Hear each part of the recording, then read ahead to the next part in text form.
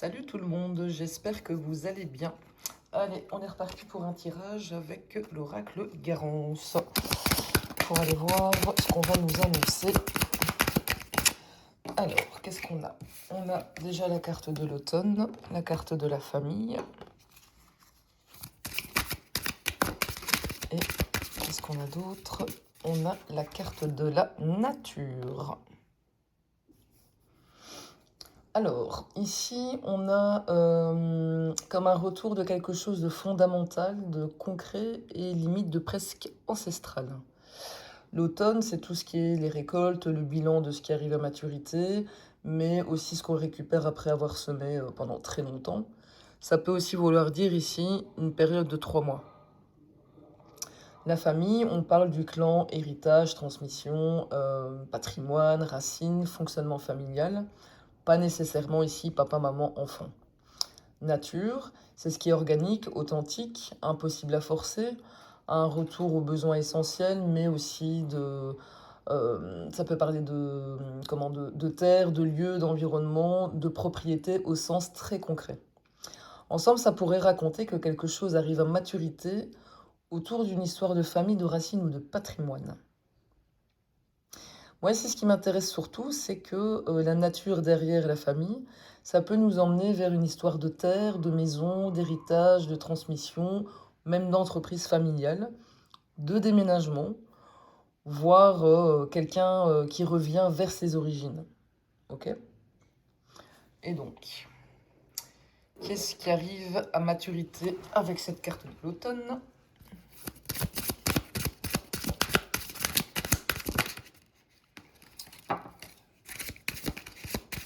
J'en prends une troisième. Alors, on a la carte de la réussite, on a la carte du blocage et on a la carte du contrat. Attends, je redresse un peu. Voilà.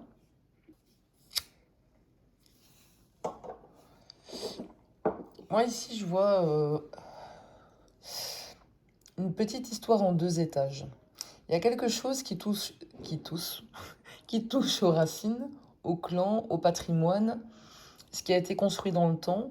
Et derrière, il y a un accord concret qui devrait mener à une réussite, mais qui actuellement est empêché ou retardé.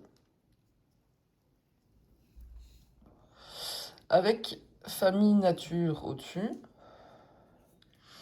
ça peut aussi partir dans plusieurs directions. On peut parler de succession, de biens immobiliers, de terrain, d'entreprise familiale, de, comment, de transmission, de vente, même d'accord entre proches, ou même un contrat professionnel qui est influencé par une histoire familiale. Mais qu'est-ce qui bloque exactement ce contrat?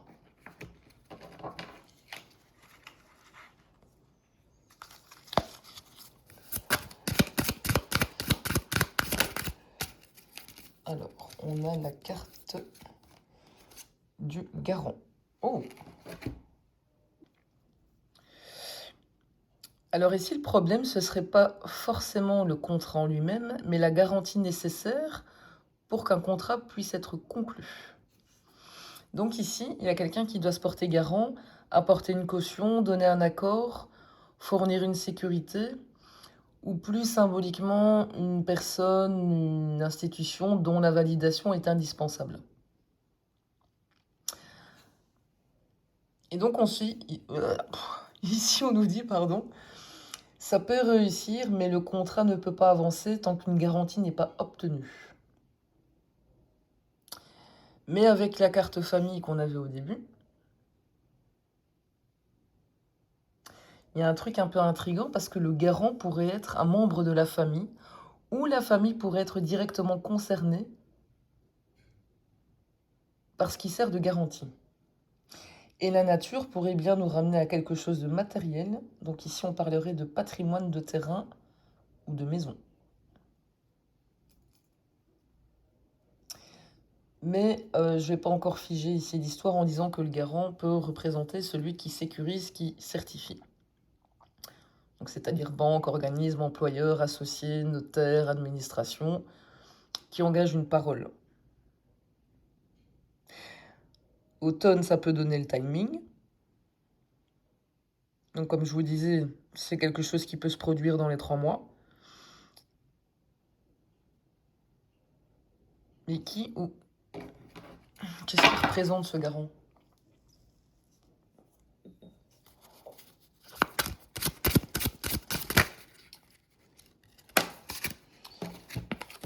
La rapidité et les tracas. Moi, ici, le garant, ça me fait pas vraiment penser à une personne avec ces 2 cartes, mais ça me fait penser à une garantie exigée dans l'urgence à cause d'un problème. On aurait donc, avec l'automne famille et nature, quelque chose qui est lié aux racines, au patrimoine et à un cadre familial ou matériel. L'issue, elle peut être favorable, mais un accord ne peut pas être finalisé, avec la carte du blocage. Mais le garant, il manque une sécurité, une caution ou une validation ou un engagement. Et rapidité tracas,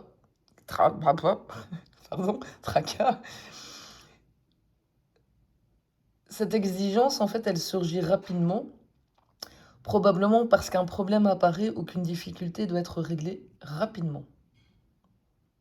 Et donc, en gros, ici, on dit que tout était en bonne voie, puis il y a un problème qui apparaît au moment de contractualiser. Et donc, on réclame rapidement une garantie supplémentaire pour pouvoir poursuivre.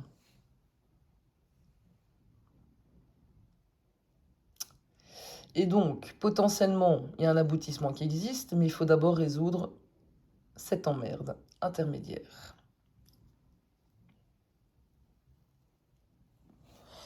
Et quelle est la nature du tracas?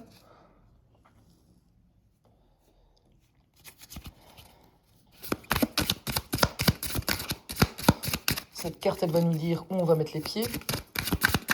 Justice, administratif, argent. La carte du commencement. Ok. En fait, les tracas, ils viennent pas d'un vieux problème qui traîne depuis longtemps. Ça apparaît au démarrage de quelque chose de nouveau.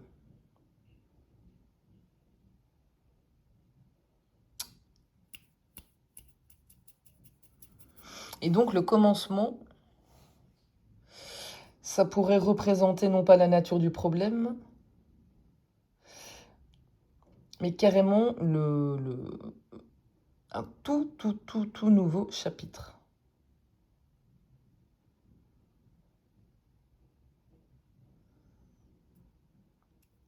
Mais qu'est-ce qui est en train de commencer? Attends, on laisse retourner une deuxième fois.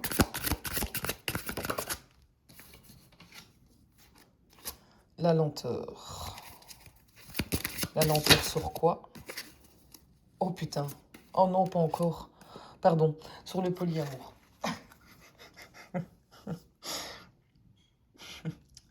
Bon, je vous rassure ici, dans l'oracle garant, ça peut ne pas signifier justement qu'il y a plusieurs relations amoureuses. En fait, ça peut parfaitement symboliser plusieurs parties qui sont impliquées dans une même affaire.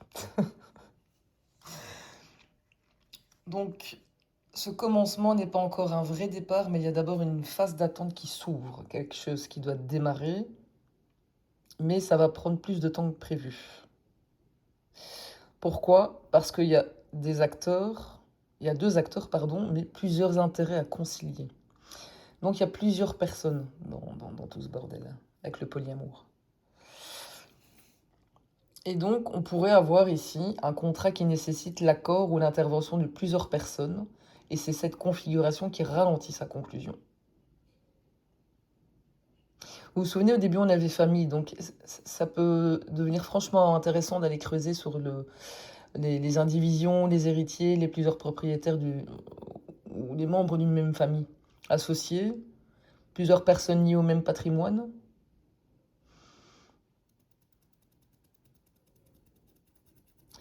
Potentiellement, ça va aboutir, mais à mon avis, ça va être un sacré foutoir, parce que combien de personnes il faut pour arriver à mettre tout le monde d'accord? Et donc, que doit décider ou accepter ces différentes parties?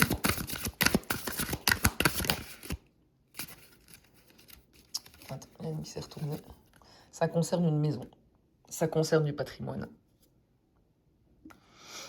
Bon, ici, on a bien plusieurs personnes liées au bien ou au même montage.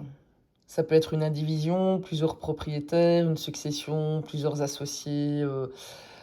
Voilà, il y a plein de possibilités. Mais l'automne,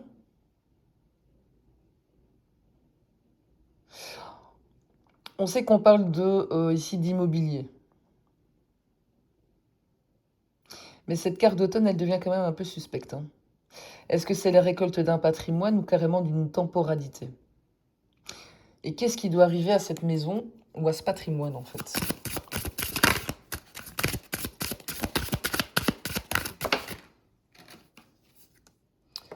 La carte de l'enfant.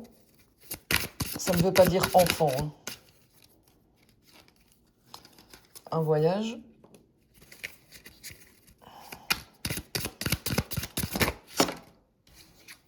Et l'hiver. Et en d'autres paquets, j'ai le changement. Enfant, ici, ça parle, donc je disais pas forcément d'un enfant, mais la naissance d'une nouvelle situation, d'un nouveau projet, d'une nouvelle configuration patrimoniale. Le voyage, ça peut signifier un déplacement, un éloignement, un changement de lieu, appliqué à une maison, mais ça évoque fort quand même quitter un lieu pour aller ailleurs et faire circuler ou transférer pardon, le patrimoine. L'hiver, c'est la période de gel, le ralentissement. Et comme on avait déjà la lenteur, ça renforce vraiment l'idée que l'opération ne peut pas se faire immédiatement. Et j'allais dire en changeant de paquet, le changement pardon, en d'autres paquets, ça c'est la toile de fond de toute l'histoire. Le patrimoine est en train de changer de configuration. Et donc il y a quelque chose qui pourrait se mettre réellement en mouvement à oh là là, à l'automne. Ça va aller. Traverser une période de lenteur, de complications, et puis produire le changement autour de l'hiver. Mais on ne sait toujours pas dans quel sens le patrimoine y bouge. Est-ce que c'est une vente, une transmission, un déménagement, un rachat de parts, une sortie d'indivision? Tu me diras en commentaire si ça te parle. Ok. Bon, quel changement concret va être apporté à ce patrimoine? Attends, je vais prendre...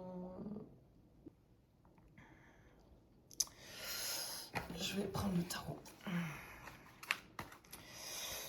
Dis-moi en commentaire si tu es lié à une histoire d'héritage ou de cession de parts d'entreprise ou que sais-je. Que sais-je. Allez. Attends, je vais déjà, si je le mettais à l'endroit, ça irait mieux. Alors, je vais prendre 3 cartes. Attends, je vais d'abord ranger ça parce que je vais la garder sur le côté. On en aura peut-être encore besoin. Hop. Voilà. Alors, qu'est-ce qui est réellement en train de se jouer autour de ce patrimoine? Alors, qu'est-ce qu'on a? On a un 7 de coupe inversé, une reine de bâton et le pendu. Alors, le 7 de coupe inversé, ça, c'est la fin des multiples possibilités. Donc, on ne fantasme plus sur toutes les options, il y a un choix qui se précise, ce qui colle avec le polyamour. Il peut y avoir plusieurs personnes, plusieurs scénarios ou plusieurs possibilités autour de ce patrimoine, mais il faut en retenir une. Au centre, avec la reine de bâton, il y a une femme qui apparaît comme l'actrice centrale de cette décision. Elle sait ce qu'elle veut, elle pousse une direction, elle prend les choses en main. Je ne vais pas dire encore que c'est un propriétaire, une mère, une héritière ou autre. On n'en sait encore rien.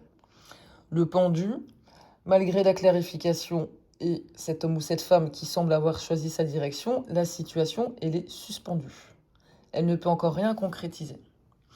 Donc le problème ici, c'est peut-être même plus de savoir ce qu'on va faire, c'est la décision semble prise, c'est son exécution qui coince.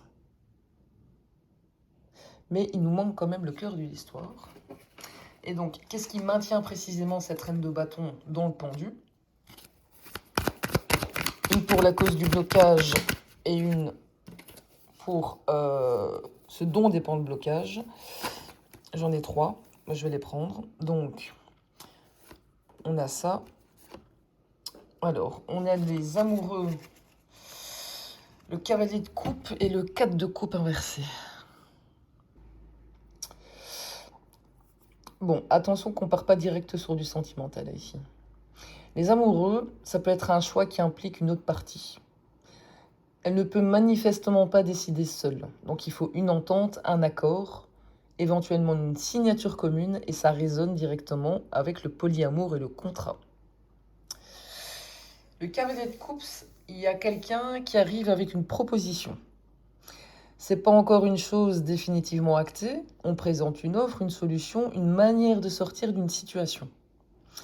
Et le 4 de coupe inversé, là, il y a quelque chose qui était jusqu'à présent refusé, ignoré ou laissé de côté, mais qui redevient envisageable. Mais il y a quand même une ambiguïté dans tout ce truc. C'est qui fait cette proposition à qui? Parce que si le cavalier est une personne distincte de la reine, on vient peut-être de trouver une deuxième partie du fameux polyamour. Et donc, je vais faire comme ça on les garde tous les deux. Hop.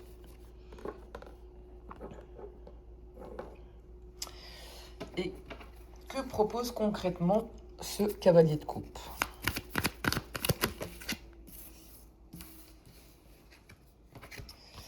Alors, il propose le 2 de coupe et le 6 des épées. Bon, très clairement, un accord qui permettrait de sortir de cette situation qui bloquait.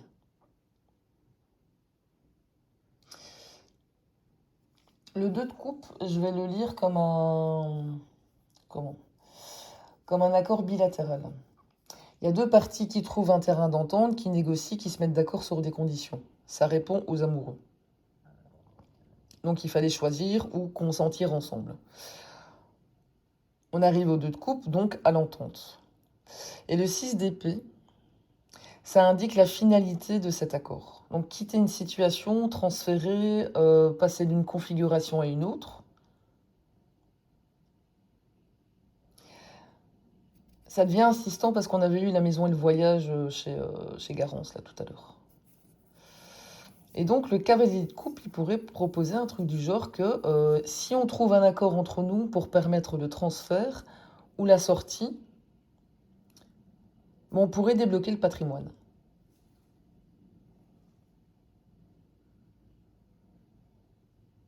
Et quelles conséquences concrètes, pardon, cet accord a-t-il sur cette maison? Enfin, ou sur ce patrimoine? Un 7 de bâton. Bon, ici, concrètement, on dit pas allez, on vend tout le bazar et ciao. Non, non, non, non, non. Le 7 de bâton, c'est défendre une position et maintenir ce qu'on possède, protéger son territoire malgré une pression extérieure. Donc le 2 de coupe et le 6 d'épée pourraient permettre non pas de se débarrasser du patrimoine, mais de sortir plutôt d'une situation problématique tout en préservant le bien ou les intérêts que quelqu'un a dessus. Donc c'est je trouve un accord avec toi, on sort de cette configuration, mais je conserve et je défends ma position sur le patrimoine.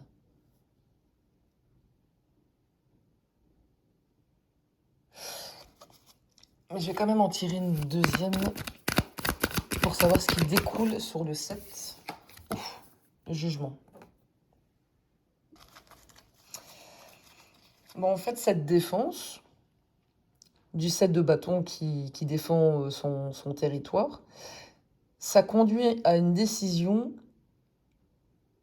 qui rebat complètement les cartes. Et donc ici, il y a quelque chose qui est tranché, officialisé ou réévalué. Le jugement peut être aussi la mise en mouvement d'une situation qui semblait morte ou suspendue. Et donc, je vais rester prudente sur les décisions judiciaires quand même, hein. Mais ça peut être quand même une décision officielle, administrative, bancaire, notariale. Mais à qui profite cette décision concernant le patrimoine? Qui bénéficie du jugement, en fait? C'est ça la question. Un œuf de denier. Bah là, très clairement, on obtient l'archétype de la personne matériellement autonome qui possède, qui gère et qui profite de ce qu'elle a construit ou acquis. Et donc, ça représente une personne seule dans son domaine.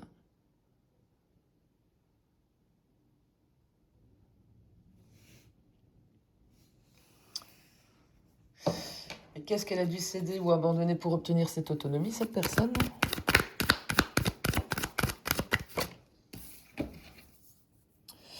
Un as d'épée inversé.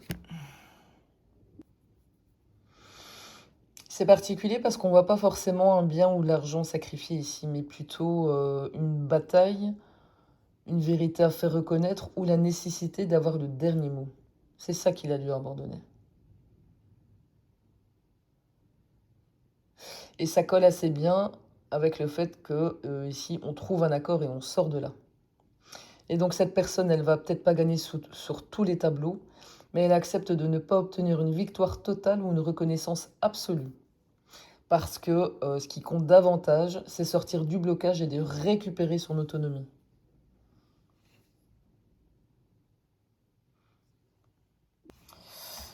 Je vais prendre l'oracle de la voix céleste parce que j'aimerais bien savoir dans quel domaine en fait il est ce patrimoine. Si c'est pro, familial ou autre.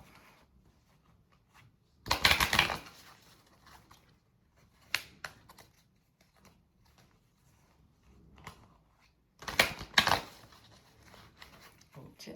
Attends, je vire ça. Je vais juste garder mon as d'épée. Ici.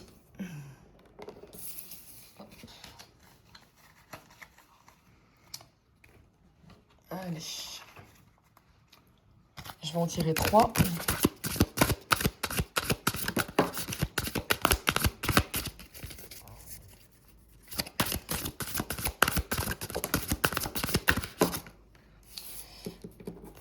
Alors, on a Mars, on a le Scorpion et on a Mercure.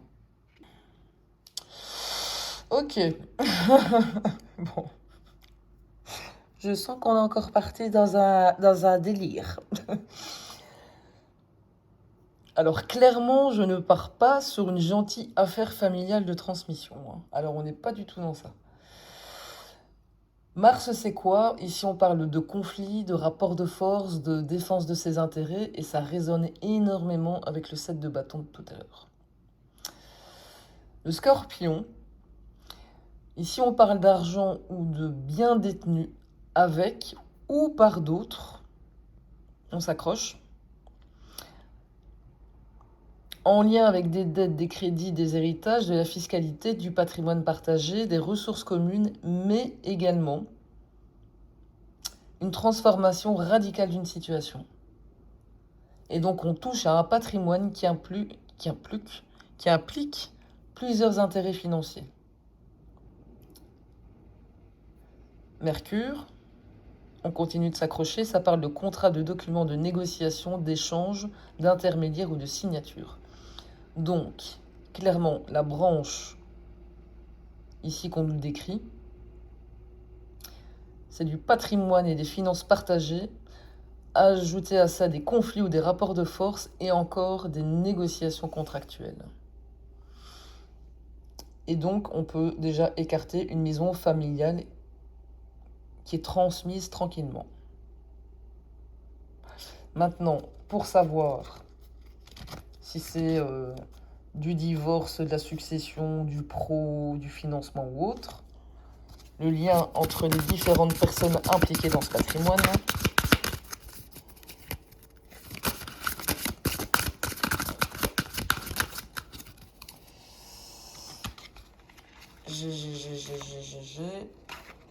J'ai la carte du cancer. Ok.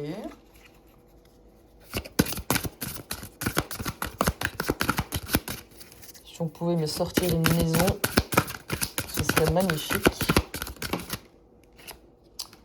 Le bélier, il va nous sortir tous les signes.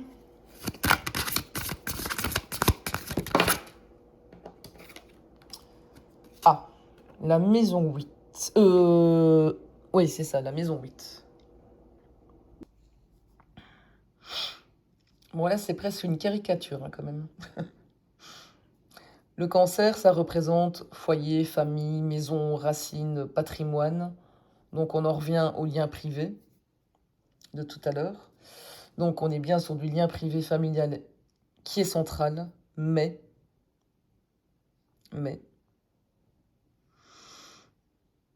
le bélier, lui, ça parle d'individualité, d'initiative. Moi d'abord, je prends ma direction. Mais on parle aussi ici de séparation des volontés. Et donc, il y a quelqu'un qui cherche à reprendre son autonomie dans quelque chose qui était partagé. Là, on est bon, c'est figé. Et la maison 8, bingo, patrimoine commun, argent partagé, dette, crédit, héritage, succession, ressources du conjoint ou d'autres personnes, et partage après une rupture, etc., etc. Donc, il y a plusieurs personnes qui sont liées par un patrimoine privé ou familial commun, mais l'une de ces personnes cherche à reprendre son indépendance, et donc il faut démêler ce qui appartient ou engage à plusieurs personnes, ou engage plusieurs personnes.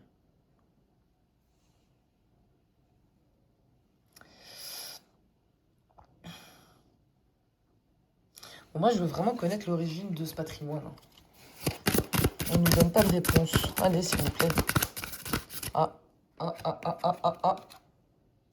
Magnifique. La maison 11. Bon, bah là, ça nous sort carrément du schéma couple-divorce, hein, très clairement.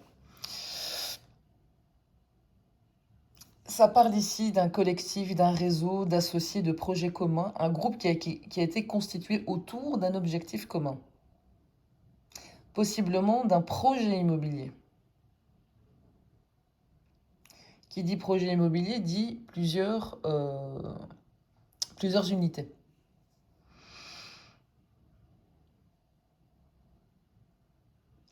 Et donc ici, il y a plusieurs personnes qui sont engagées dans le même montage.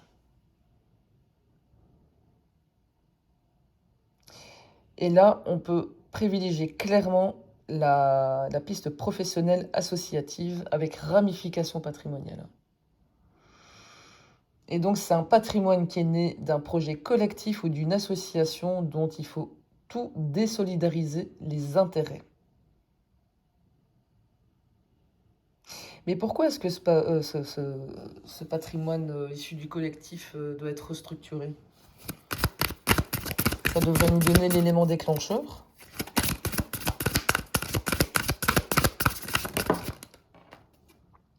Jupiter.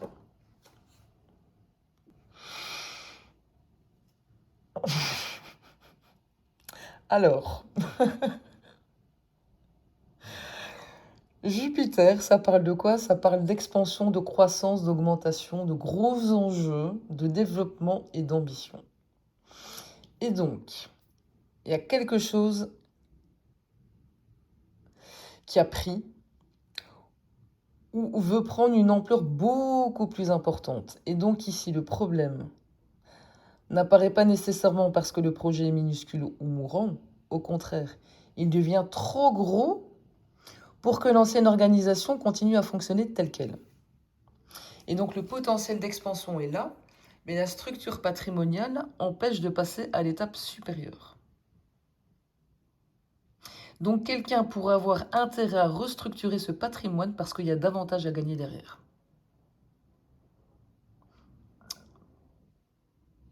Mais je veux savoir qui cherche cette expansion. Parce que, souvenez-vous, on avait une reine de bâton et un cavalier de coupe et plusieurs parties. Un projet collectif. Et donc, qui porte l'ambition? Et là, je vais reprendre mon tarot.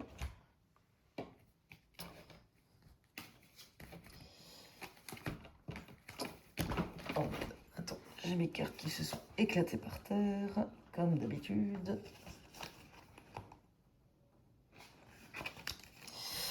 Mais c'est que ça devient croustillant, tout ça. Ça devient croustillant.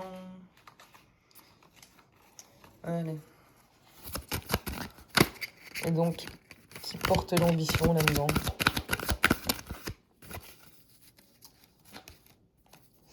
La mort. Et ben donc, Jupiter est porté par une transformation radicale de la structure en elle-même. Il n'y a personne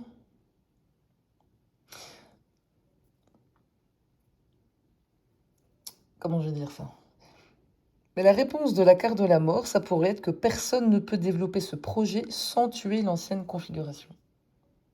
L'ancien montage doit disparaître.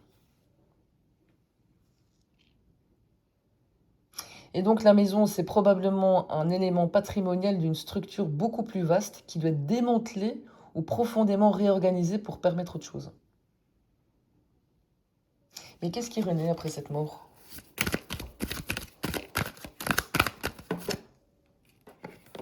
Le monde.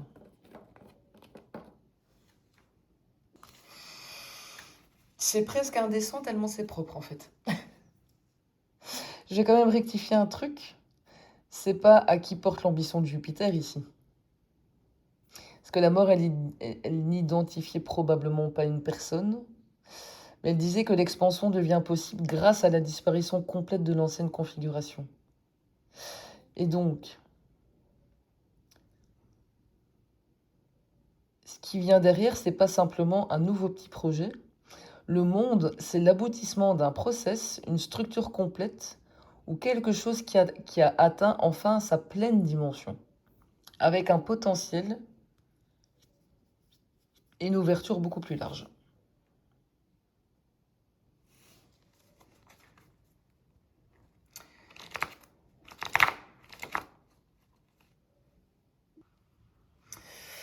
Ok, je vais reprendre mon oracle de la voix céleste parce que j'aimerais bien connaître la nature du lien entre ce patrimoine et l'entreprise. Parce qu'ici on parle bien d'une entreprise. Autre carte.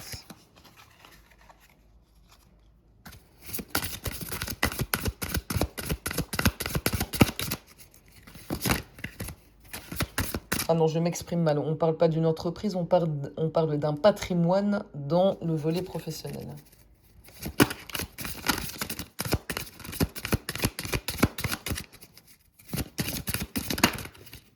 Allez.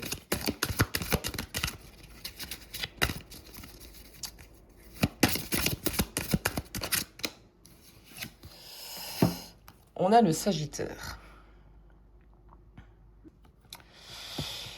Moi, je vois surtout un patrimoine qui met au service d'un projet de développement. Donc, ça peut être de l'investissement, de la croissance, de la projection à long terme. Ça fait d'ailleurs écho à Jupiter, puisque Jupiter gouverne le Sagittaire. Mais ça ne nous dit pas si l'entreprise elle possède forcément juridiquement la maison.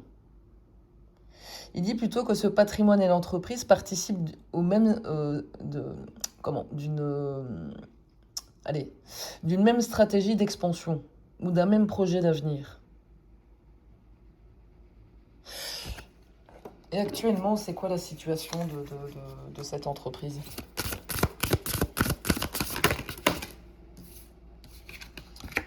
On a la maison 9. Donc c'est bien ce que je pensais, la maison 9, elle est appliquée à une entreprise. Et donc peut parler d'élargissement du périmètre d'une activité qui cherche à aller plus loin. Donc ici on parle d'international et d'étranger selon le contexte, votre contexte, mais également de cadre légal, de principes juridiques d'expertise et de conseil. Et donc le patrimoine semble lié à la stratégie ou à l'expansion d'une entreprise, et l'entreprise elle-même se trouve confrontée à quelque chose qui dépasse son fonctionnement quotidien. Donc, cadre légal, tout ce qui est institutionnel, changement d'échelle ou redéfinition de sa direction. Et qui est-ce qui oblige de revoir la structure patrimoniale? La balance. Bon, là, on peut difficilement ignorer la branche juridique contractuelle. La balance, ça parle d'un rééquilibrage entre plusieurs parties, des droits, des obligations à redéfinir, un accord à renégocier ou une situation qui doit être remise juridiquement à plat. Et donc, on est bien dans une restructuration du patrimoine qui semble avoir une composante juridique, mais vachement sérieuse par contre. Attention qu'ici, on ne parle pas encore de tribunal, hein. Ça n'a rien à voir, hein. Mais ça peut être un avocat, un notaire, une convention, une négociation, une mise en conformité, une répartition de parts, par exemple, aussi.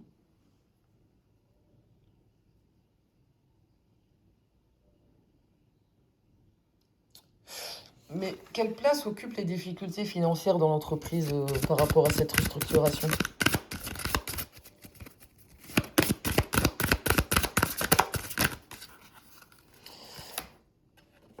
Le nœud lunaire sud. Ok. Et la place qu'occupe une procédure ou un contentieux judiciaire?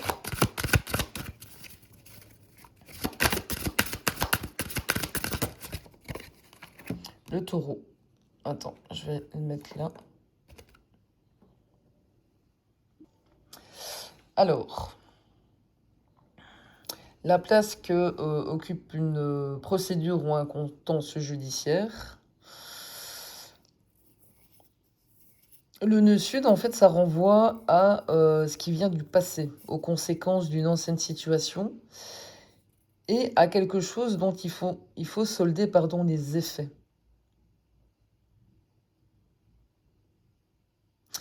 Et donc ici, le judiciaire ne semble pas être un problème qui va apparaître, mais ce serait plutôt la conséquence d'un passif. Il y a quelque chose d'antérieur qui revient dans le présent et qui oblige à solder une ancienne configuration.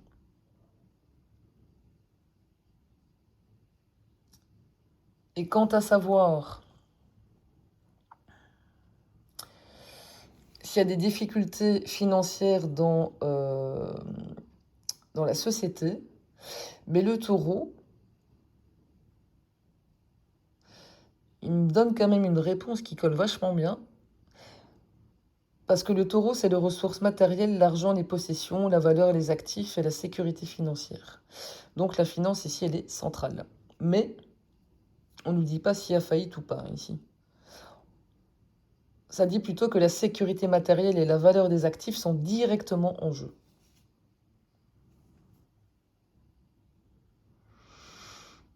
Et la balance nous ramène à un ancien problème ou contentieux qui oblige à rééquilibrer juridiquement une situation dans laquelle des actifs et la sécurité financière sont directement concernés.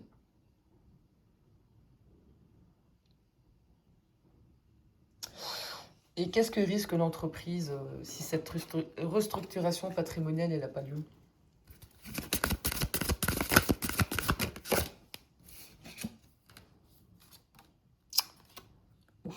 La maison 12. Aïe, aïe, aïe, aïe, aïe, aïe, aïe. Ben, la maison 12, c'est comme un risque de mise à l'arrêt, enfermement dans une situation qui est devenue ou qui peut devenir ingérable, une perte de marge de manœuvre, une dissolution, voire quelque chose qui se traite en coulisses et qui finit par isoler complètement la structure. La maison 12, ça peut évoquer un cycle, enfin, une fin de cycle institutionnel, des difficultés cachées, une structure empêchée de fonctionner ou une dissolution. Et donc, elle est compatible avec l'hypothèse de la faillite ou de la cession. Mais je ne dirais pas une faillite comme... voilà, qu'il y a tout qui s'écroule comme ça du jour au lendemain.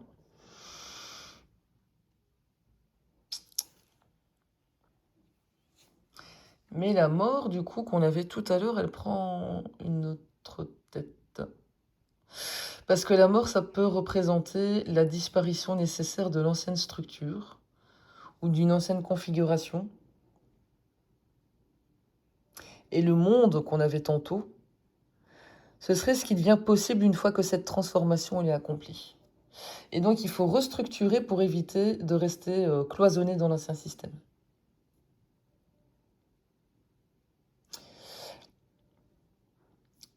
Mais moi, j'ai quand même envie de distinguer quelque chose. Est-ce qu'on sauve l'entreprise ou est-ce qu'on sauve le patrimoine de l'entreprise? C'est pas la même chose, hein, ça. Bah alors, pas du tout. Oh, mais c'est que ça devient croustillant, cette affaire. Attends, parce que j'ai retourné mon jeu, moi, ici. Bon. N'hésitez pas à me mettre en commentaire hein, pour les dirigeants d'entreprise, là. Alors, on a Saturne.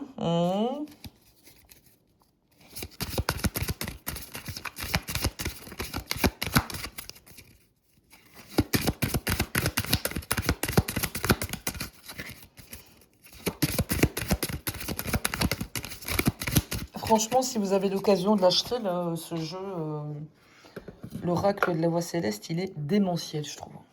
Il répond, mais magnifiquement bien. C'est hyper complet, j'adore. Et on a la maison 6. Bon.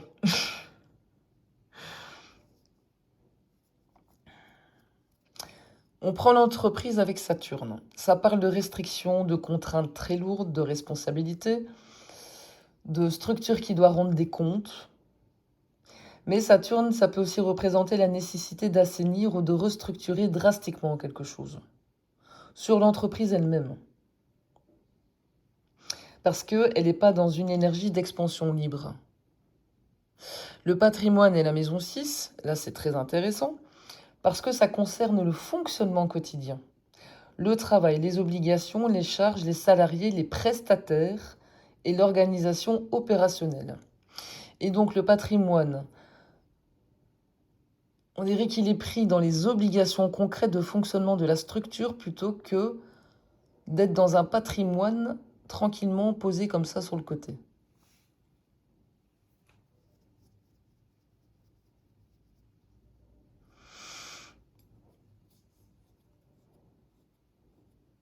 Et mon intuition de départ, moi, je ne sais plus si je l'ai dit ou si je l'ai pensé, et vous m'en excuserez, mais je me demandais, est-ce qu'on ne serait pas dans une entreprise qui a de gros problèmes financiers judiciaires et dont le patrimoine doit être revu? Bah là, on arrive droit dessus. Hein. Mais je vais quand même garder une frontière. Parce que ici, voilà, ça ne permet pas d'établir qu'il y a une entreprise réelle et... enfin, qui est si réelle, oui, mais qui est juridiquement en faillite. Mais on est clairement sur une structure qui est alors bien dans le contentieux, avec des enjeux patrimoniaux. Bon, maintenant, je veux savoir pourquoi on touche à cette maison, parce que ça, c'est ce qui me manque comme morceau.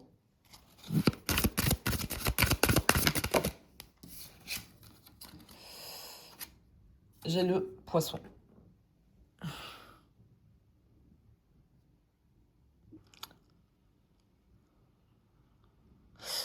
On avait la maison 12, hein, quand même. Oh, putain. Pardon. En fait, le poisson, il est directement lié. Enfin, pas directement, c'est traditionnellement associé à la maison 12. Et donc, si le petit poisson y répond à quel rôle précis joue la maison dans la difficulté de l'entreprise, je ne lirai pas comme la maison où le patrimoine va rapporter de l'argent automatiquement. Mais moi, je vois plutôt un actif dans une situation. Alors, on s'accroche. Hein, avec des contours un peu scabreux, voire très flous. Avec quelque chose qui doit être dissous, détaché, libéré ou sorti d'une structure devenue problématique. Mais les poissons, ça parle aussi de frontières mal définies. À qui appartient quoi? Qu'est-ce qui relève de quelle structure? Où s'arrête la responsabilité de l'un et où commence celle de l'autre? Rappelez-vous, au début, on avait cette histoire de garant, de rapidité, de tracas, de lenteur, de polyamour et de maison. Et donc le bien. est lié à plusieurs intérêts, engagements, et sa situation doit être clarifiée ou dissociée pour permettre autre chose. Et on insiste là-dessus, hein.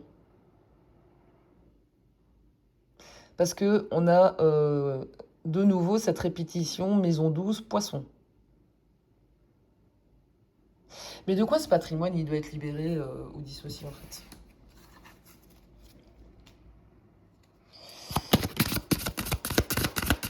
C'est juste pour savoir ce qui emprisonne en fait ce patrimoine.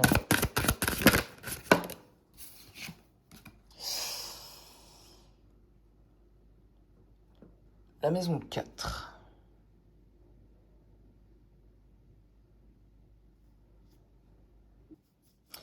Ben, ça répond littéralement avec le patrimoine immobilier, le foyer, les biens fonciers et les racines.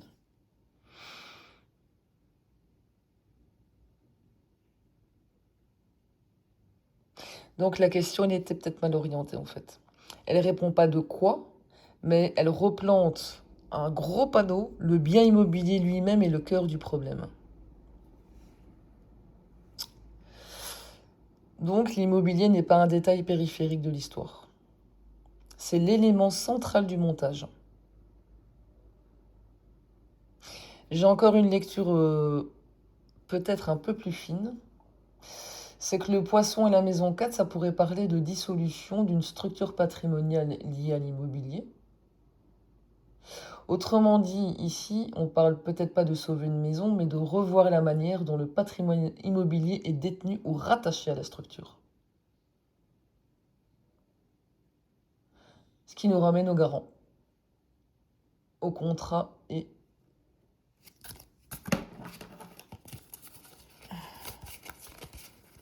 qu'est-ce qu'on avait? Au blocage.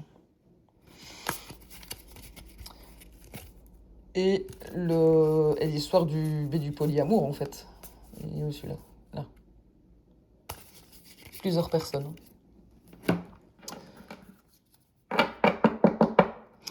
Et donc, quelle opération doit concrètement être réalisée sur ce patrimoine?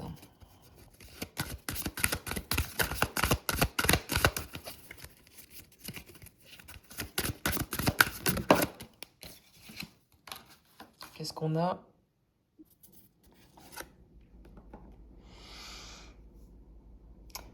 Le verso, c'est tout ce qui est désolidarisation, indépendance, changement de structure sortie d'un système existant ou une nouvelle organisation.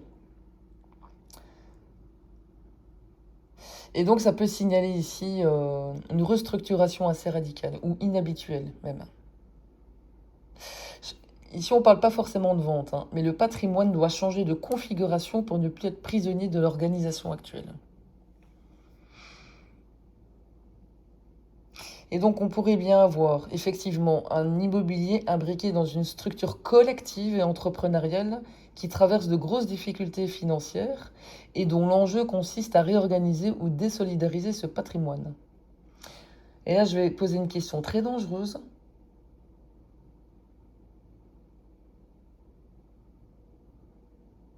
Est-ce qu'on essaye de protéger légitimement ce patrimoine dans une restructuration ou est-ce que quelqu'un essaye de mettre un actif hors d'atteinte avant que les problèmes lui tombent sur la gueule?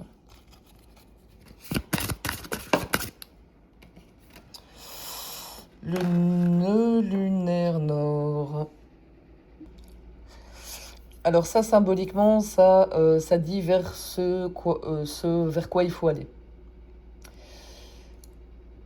Donc je ne vais pas dire que quelqu'un essaye de planter le patrimoine, mais ça indique davantage une restructuration nécessaire pour permettre la suite.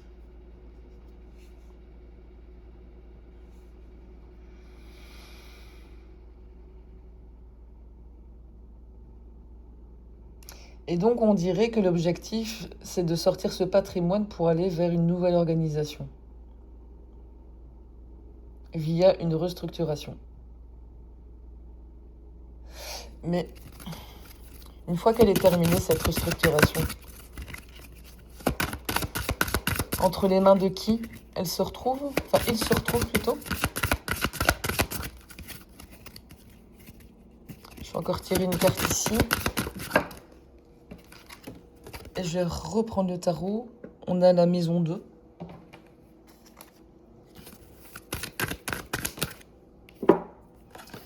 On a un as de coupe.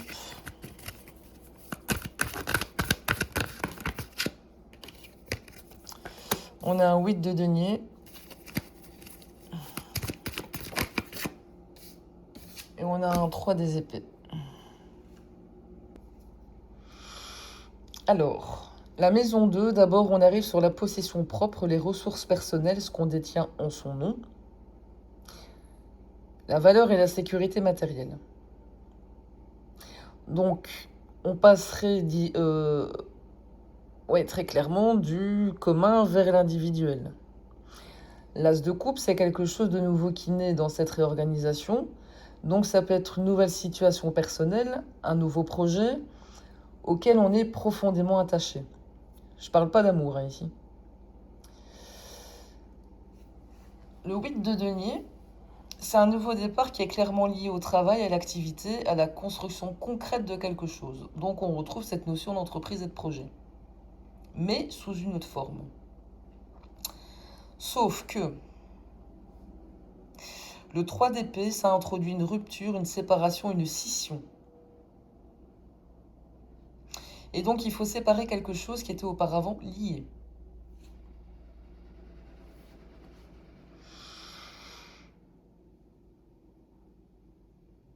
Et donc, je crois qu'on tient quelque chose de plus précis. Le patrimoine ne va peut-être pas disparaître, mais il va changer de rattachement. Et donc, il y a une partie des intérêts communs qui est séparée pour permettre à quelqu'un ici, ou à une nouvelle structure, de repartir professionnellement sur des bases propres.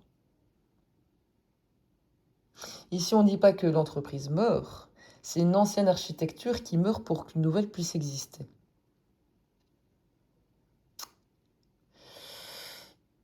Putain, là, je sens que ça va être long.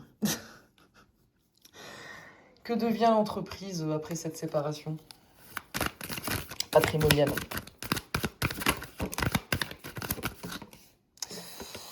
Le 2 de bâton et le 3 de coupe. Je vais en prendre une dernière. Il y en aura 2. Donc 2 de bâton, 3 de coupe, la force et le 10 d'épée. Alors le 2 de bâton, on a quelqu'un qui regarde ailleurs. On a quelqu'un qui envisage une autre direction et qui se projette hors de la configuration actuelle. C'est pas encore le départ, mais mentalement, il y a déjà une porte de sortie qui est clairement envisagée. Le 3 de coupe, là on retrouve notre fameux groupe, donc les associés ou le collectif. Ça fait écho à cette maison, qu'est-ce qu'on avait dit? C'était la maison 11, qui nous avait conduit vers le projet collectif. Donc, le 2 de bâton, il se situe bien au sein du groupe. La force, on essaie de retenir, enfin plutôt de faire tenir encore la structure, de maîtriser la situation, de contenir ce qui menace de partir en vrille. Et ça demande beaucoup d'énergie. Et le 10 d'épée, il ne dit pas que l'entreprise repart tranquillement. Ça indique l'épuisement d'une configuration arrivée au bout, une fin brutale et impossible à éviter. Ça prouve évidemment pas ici qu'il y a une faillite juridique réelle, mais l'ancienne structure ne va pas sortir intacte de l'histoire.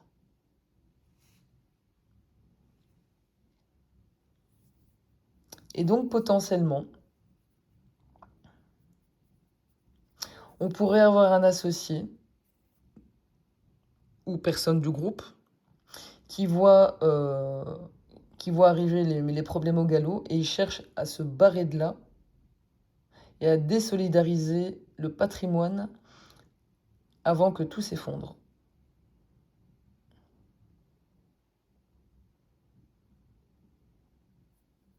Est-ce que son départ contribue à provoquer cette chute?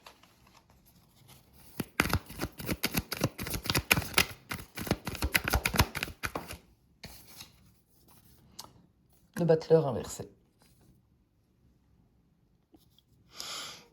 C'est ça, il se casse. Il envisage vraiment de se barrer. Parce qu'il se rend compte qu'il n'y a plus rien qui fonctionne.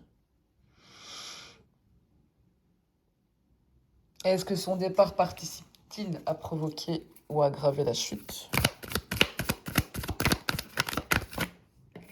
5 de coupe. Très clairement. Avec le battleur, il part parce que l'entreprise va très mal. Et son départ contribue à aggraver la situation. Parce que là, on parle de perte, de regret, de conséquences. Et donc, son retrait va laisser un trou, mais énorme.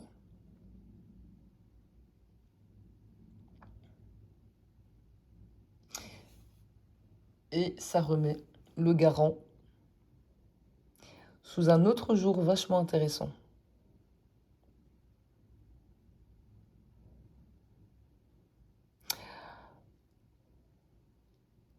Ah, si ce fameux protagoniste était précisément celui dont la présence, les actifs, la signature ou les garanties permettent à un montage de tenir, alors son départ n'est pas anodin.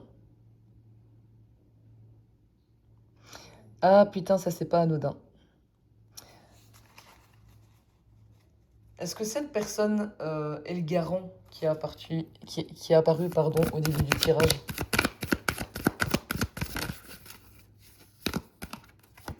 Valet de bâton. Je vais pas dire un oui franc, mais cette personne joue un rôle moteur dans ce qui permet au projet d'avancer. Mais elle est déjà vers une nouvelle direction.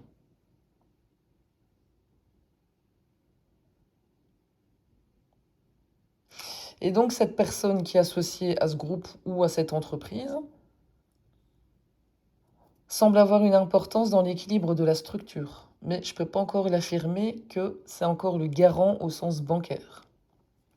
Et qu'est-ce que cet associé cherche à sécuriser avant de se barrer? Un roi d'épée.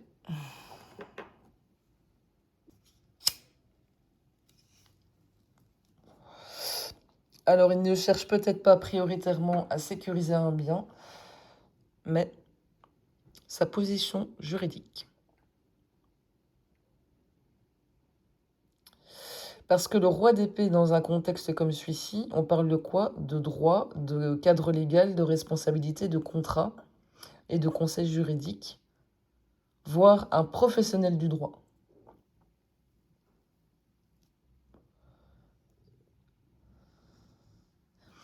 Donc, si on résume, putain, c'est glauque hein, comme truc. Un associé ou un associé dans un groupe, mais si on va, pour moi, clairement rester sur l'entreprise, constate que l'entreprise part complètement en cacahuète, il prépare sa sortie, mais avant de partir, il veut clarifier, protéger juridiquement sa responsabilité et ses intérêts, notamment parce qu'un patrimoine immobilier est imbriqué dans la structure. Mais attention à un truc. C'est que ce roi d'épée, ça peut aussi être une personne qui sécurise la sortie.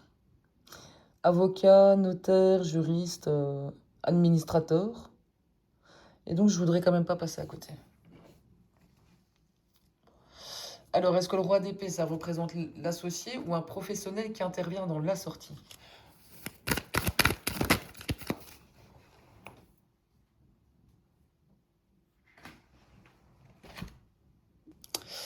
Le mât. Le mât qui décrit justement quelqu'un qui quitte une situation, qui se détache, qui reprend sa liberté et qui trace sa route. Donc, le roi d'épée pourrait bien décrire l'attitude de cet associé. Il sécurise et clarifie sa situation pour pouvoir se barrer.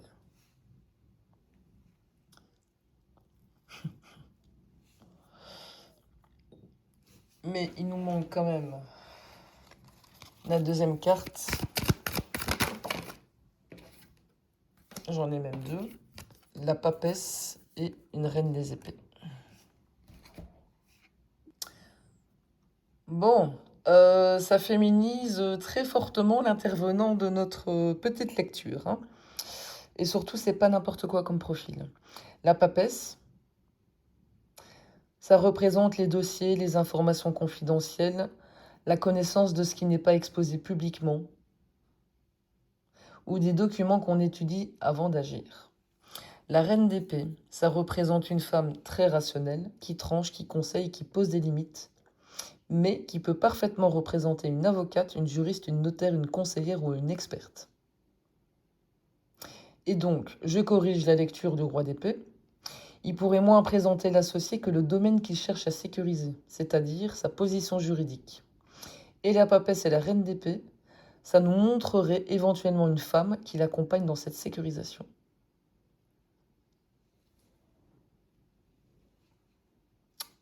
Et qu'est-ce que cette femme, elle découvre dans le dossier? C'est là où ça va devenir drôle. On va laisser le tarot parler.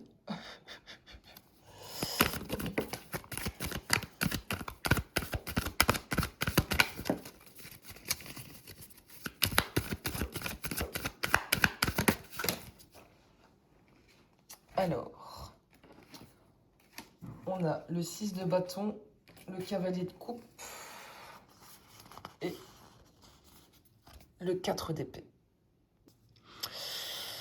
Le 6 de bâton, ça montre quelque chose qui est présenté comme une réussite. Une image valorisante, quelqu'un qui apparaît en position favorable. Le cavalier de coupe, ça représente une offre, une proposition, un engagement présenté sous un jour séduisant et rassurant. On s'accroche. Le 4 d'épée, ça représente l'immobilisation, l'arrêt, l'absence d'action, la situation qui ne bouge plus. Et donc, elle pourrait découvrir, cette fameuse avocate, ou la personne d'une institution, un décalage entre ce qui a été présenté ou promis et la réalité du dossier. Donc, on a présenté quelque chose comme une réussite ou une belle opération avec une proposition qui semblait avantageuse, mais derrière, la situation est figée.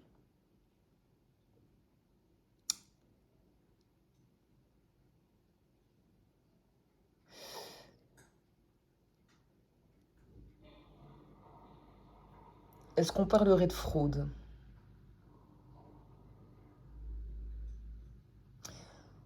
Il y avait un accord permettant une sortie.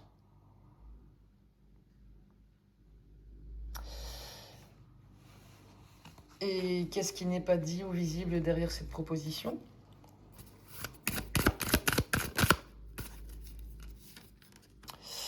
Un roi de coupe inversé. Oh putain. Alors là, le problème, ça semble être la personne derrière l'offre, plus que l'offre elle-même. Le cavalier de coupe, ça présente quelque chose de très séduisant, de très conciliant, de très arrangeant. Tu vas voir, on va trouver un accord, tout va bien se passer. Mais derrière ça, il y a un roi de coupe inversé. Et donc, on a quelqu'un dont les intentions ou la maîtrise ne correspondent pas à l'image rassurante présentée.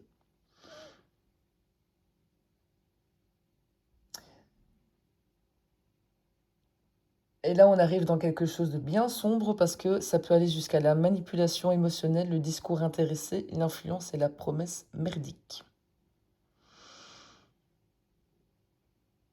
Et on vient peut-être de découvrir pourquoi la papesse et la reine d'épée intervient.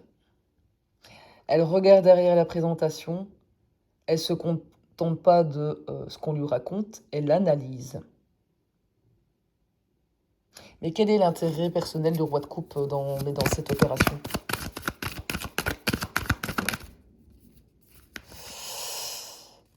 Le pape.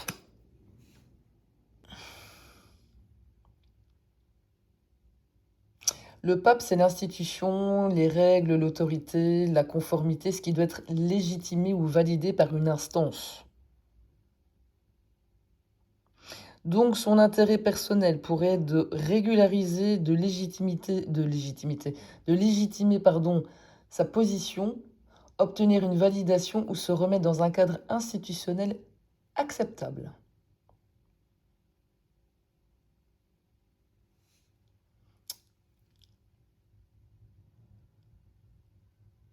Et là, en fait,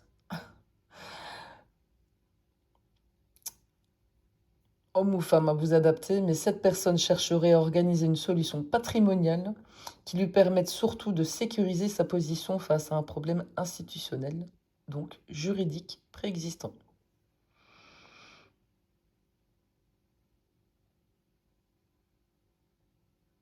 Mais la femme qui examine son dossier, là, elle accepte le montage ou elle le démonte?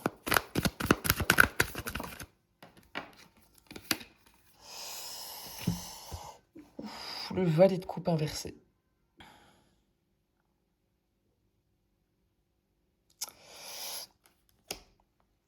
Alors, ici, on ne dit pas encore ce qu'elle fait juridiquement, mais ça donne plutôt sa réaction à ce qu'on lui présente. De la déception, de la méfiance, une proposition jugée carrément pas crédible, immature, et en fait, elle refuse de rentrer dans le récit.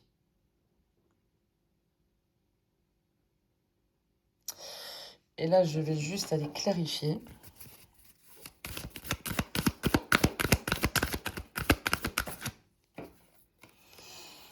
Le 3 de denier.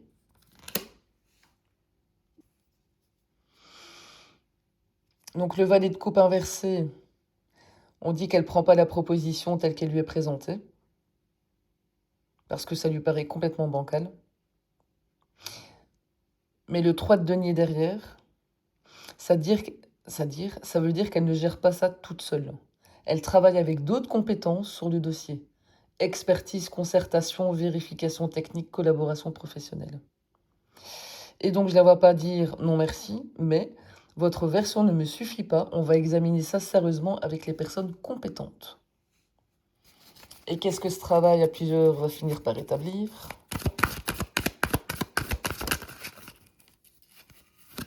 Un 3 de bâton.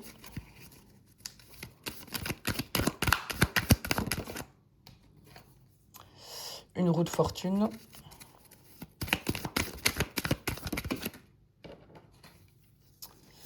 Un 6 de coupe et un cavalier de bâton. Et en dos de paquet, j'ai un 9 de coupe inversé.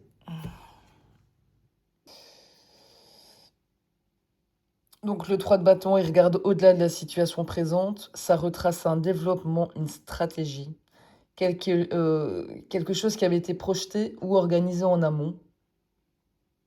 On examine où le projet devait aller et comment il a été construit. La roue de fortune, il y a eu un basculement majeur. Il y a quelque chose qui a changé la trajectoire de l'entreprise ou du montage et le dossier n'a toujours pas été dans l'état actuel.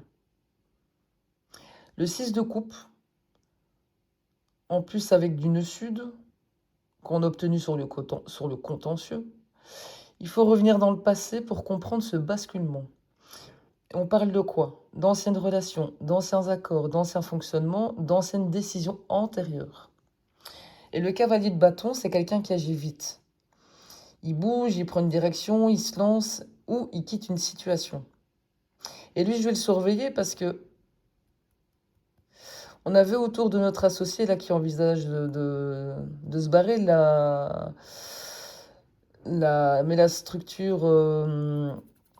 Allez, qu'est-ce qu'on avait? On avait 2 de bâton, valet de bâton et le mât. Et le 9 de bâton inversé, c'est le résultat qui n'est pas celui qui était promis ou espéré. Et donc, il y a quelque chose qui semblait devoir apporter satisfaction aux réussites et qui ne se produira pas.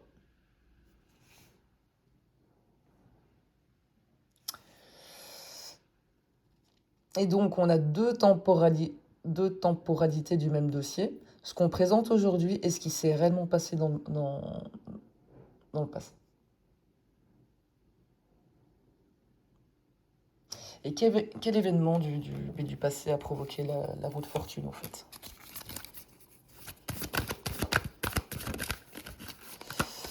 Un 4 de denier.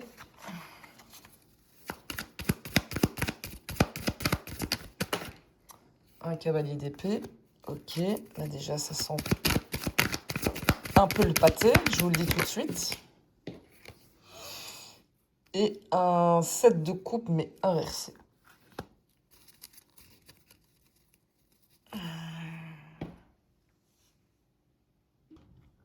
Ah là là là là là là.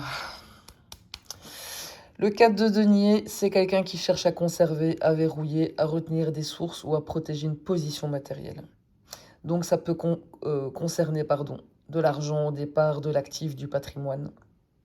J'irai pas jusqu'au détournement, mais ça dit surtout je garde, je sécurise et je ne lâche rien. Le cavalier des épées, on parle d'action rapide, d'offensive, de tranchant. Quelqu'un qui agit brusquement, qui prend une décision ou qui impose un mouvement sans de précaution. Le 7 de coupe inversé, les options disparaissent.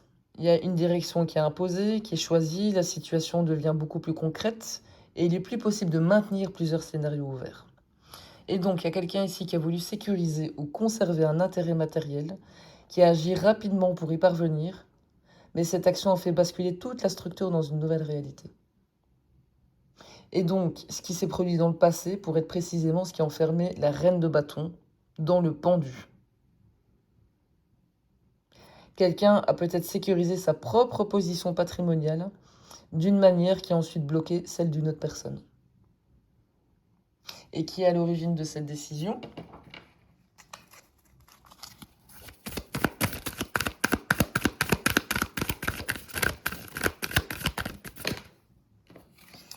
Le 4 de coupe.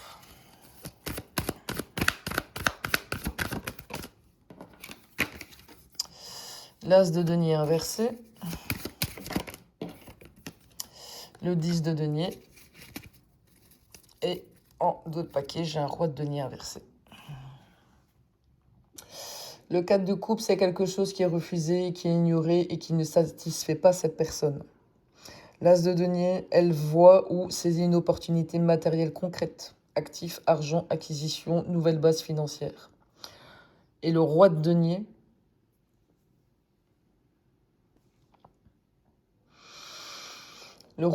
inversé, couplé au 4 de coupe, couplé à l'as de denier et avec le 10 de denier, ça peut représenter très clairement une gestion intéressée des ressources, quelqu'un qui privilégie davantage son matériel, une mauvaise gestion, de l'avidité, un usage problématique de sa position économique.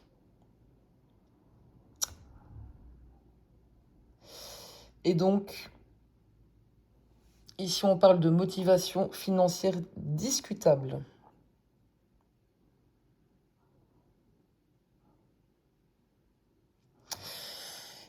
Je vais quand même encore aller creuser. Est-ce que ce roi de denier... Enfin, qu'est-ce que le roi de denier a fait pour favoriser son intérêt patrimonial? Il a fait un 8 de coupe inversé.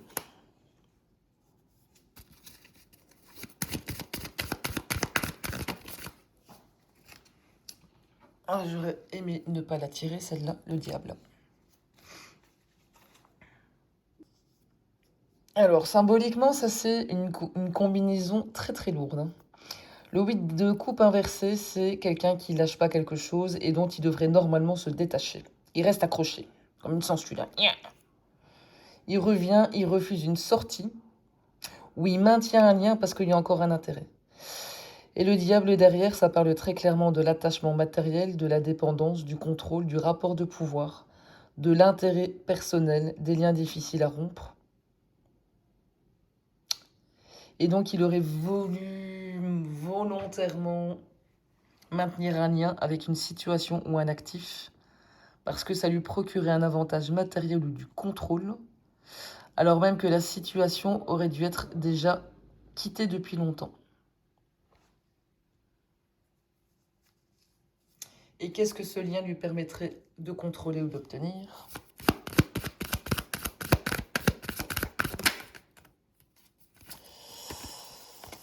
la tempérance et l'impératrice inversée. La tempérance, ça contrôle la circulation entre deux pôles.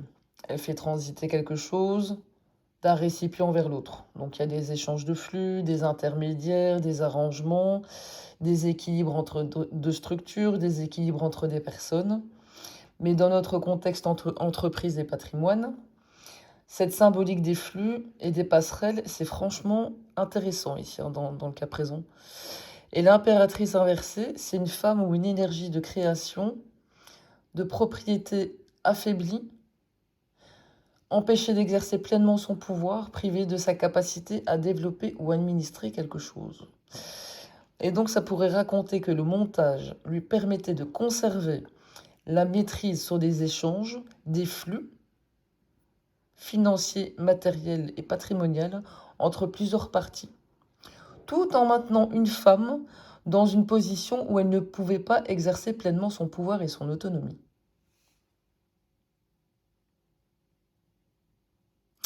Elle avait choisi sa direction, mais elle était immobilisée.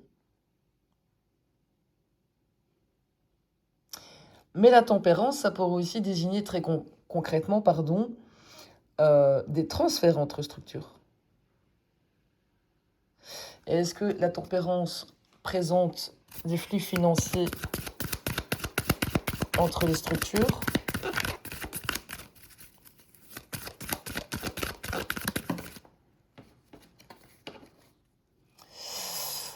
Hop, hop, hop, hop, hop, hop, hop. On a la tour inversée et le 10 de coupe.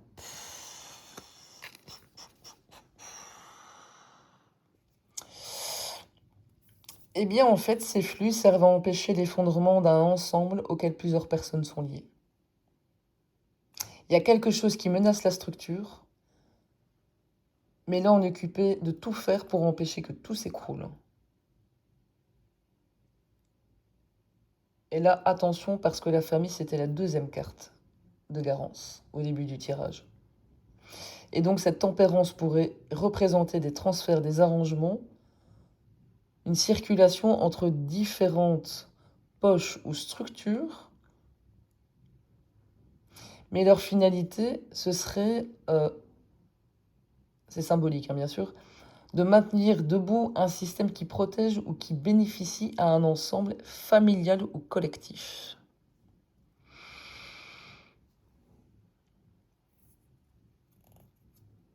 Et qui bénéficie du système. Un 5 de denier inversé.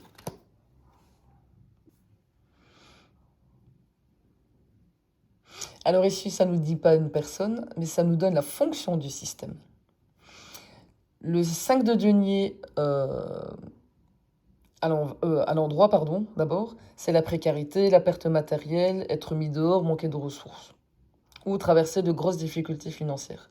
Inversé, c'est sortir de cette situation, éviter la perte, retrouver une sécurité et se remettre financièrement à flot. Autrement dit, le système ne semble pas conçu pour enrichir quelqu'un, mais il pourrait servir à mettre certaines personnes à l'abri d'une dégradation financière. Et donc ça pourrait raconter un truc comme un patrimoine qui est lié à une structure économique qui devient cruciale parce qu'il représente la sécurité matérielle d'un clan. Alors que l'entreprise, elle traverse une situation chaotique. D'où la nécessité de restructurer, désolidariser le patrimoine. Mais qui risque de supporter cette perte en fait aussi certains sont mis à l'abri?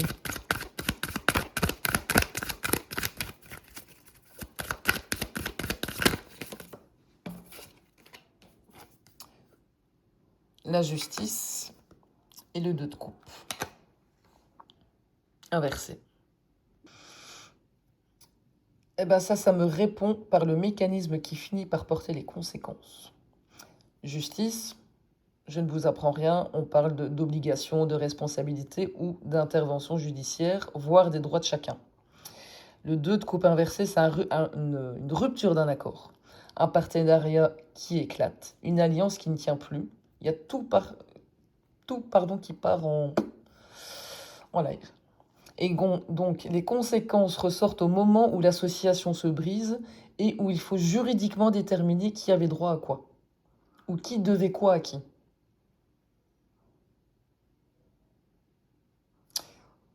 Et là, on en revient aux maisons. Il faut remettre juridiquement ça à plat. Donc, dans le contrat dont on parlait au départ, ça pourrait justement être l'accord destiné à régler les conséquences de la rupture de l'ancien partenariat. Et qu'est-ce que la justice finit par établir concernant l'ancien partenariat?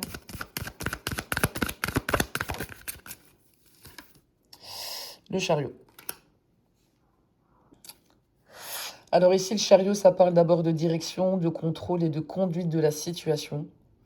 Et donc la justice pourrait établir qui avait réellement les commandes, qui prenait les décisions, qui dirigeait les opérations ou qui imprimait la trajectoire ayant conduit la situation au chaos total.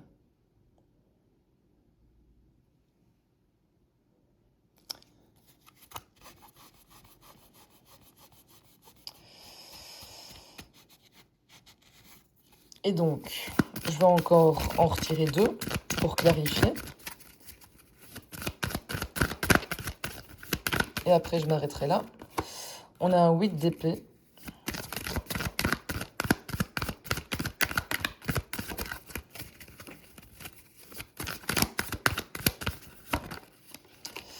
Un roi de bâton. Et... Merde, elle est où? J'ai l'étoile inversée. Attends, elle est où? Ici. L'étoile inversée. Et en dos de paquet, j'ai le 6 inversé.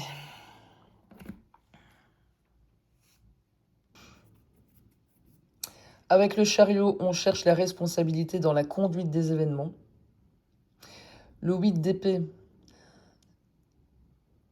cette conduite a créé une situation d'enfermement.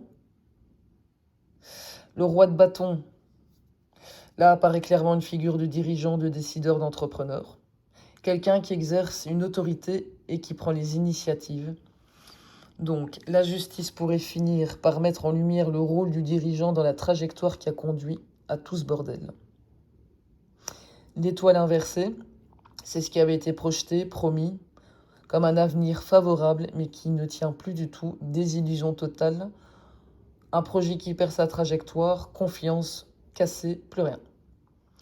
Et le 6 d'épée inversé en dos de paquet, c'est presque cruel, parce que le 6 d'épée droit était sorti précédemment avec le 2 de coupe, comme possibilité de sortie.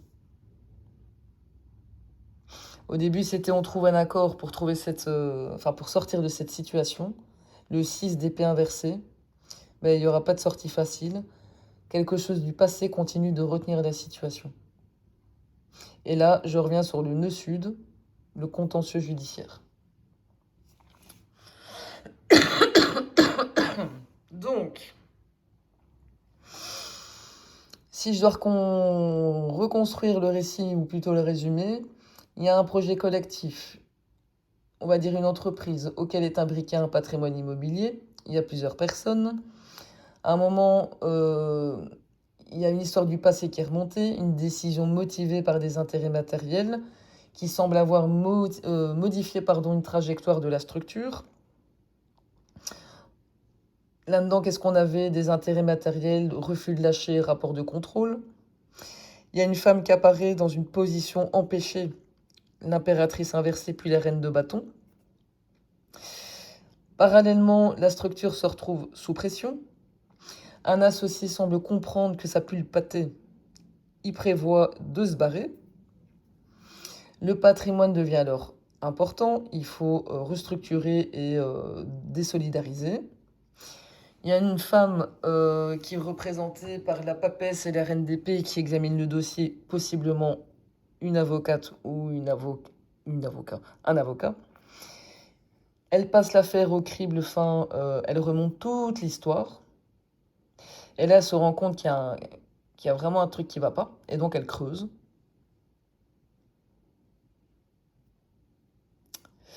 Et donc, ici, la question, ça devient qui conduisait réellement la structure et comment ces décisions ont-elles participé à l'impasse?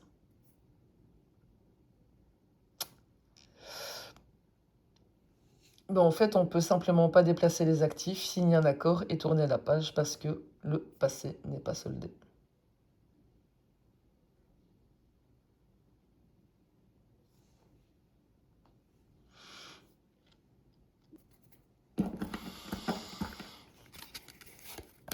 Et pourquoi cette affaire du passé, elle peut pas encore être soldée?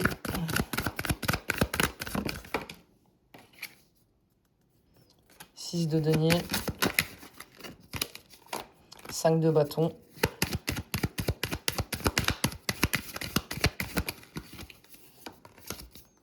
et reine de coupe. Parce qu'il reste encore un contentieux à arbitrer. Le 6 de denier, c'est ce qui n'est pas réglé. Le 5 de bâton, c'est ce qui maintient une affaire ouverte. Et la reine de coupe, c'est ce qui permet la clôture. Et là, je pense que potentiellement, on se retrouve avec la femme déjà présente dans le tirage, mais sous une autre facette. Celle qui a subi, qui a porté une partie de cette histoire, et dont la situation doit être prise en compte dans le dossier pour que ça puisse se clôturer. Bon, ben... Moi, je dirais que je peux clôturer en disant que le patrimoine peut être restructuré. Certains peuvent essayer de préparer leur sortie, mais l'ancien dossier ne disparaît pas pour autant. Il y a des comptes à régler et un conflit à trancher. Voilà, voilà. Bon, eh bien, j'espère que ça vous a parlé. N'hésitez pas à liker, commenter, partager et à la prochaine. Salut!